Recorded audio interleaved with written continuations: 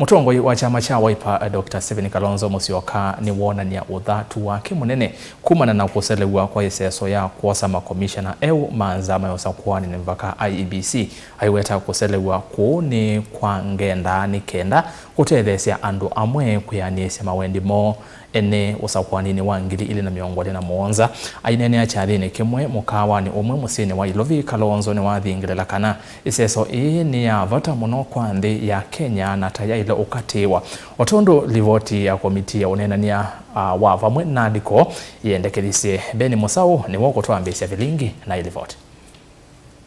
Mutongoi ya kyama kya Wiper Kalonzo Musyoka ni wathingilela vata wako kwenye nzama ya usakuani na mivaka Iebc aiweta taundu wailite kwosa na mituki na uitola wailite ni kwithani undu waimo vitu cheka vindani ka unenan'ya wa bipartisan talks. For use of digital platforms for election campaigns, I posit that we need urgent conversations on the use of these platforms, for whether we like it or not, they are going to be used in elections going forward.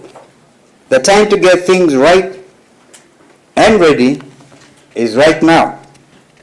Regrettably, this discourse is side-blinded by the fact that Iebc is not functional. Less than 3 years to the 2027 general elections. We are therefore holding this very important conference with a malformed, indeed not malformed. Arjan is here. He cannot be Iebc. Kalonzo aiweta kuselesya iseso yeti undu wa kwitikilika na alameusiya iseso yini mailite ku vitu cha vata wa mwene nthimbe kute mawendi mo ene. I urge those who are standing in the way of reconstituting Iebc to be able to see the bigger picture.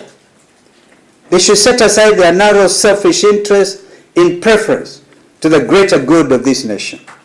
Please allow us to reconstitute Iebc as soon as possible. Please allow us. We want the Commission to begin working towards credible use of technology, among other preparatory courses, in readiness for a credible election.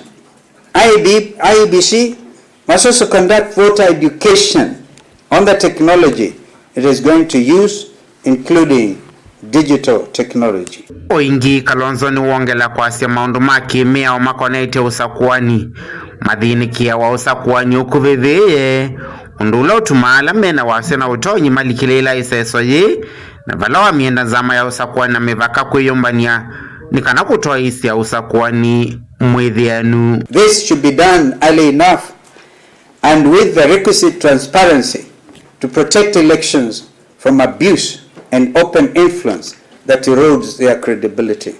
In this regard, AI is at once an opportunity and a challenge. Used well, AI can make the electoral processes faster, more secure, and more scientifically verifiable and acceptable by all parties. But AI also poses serious challenges.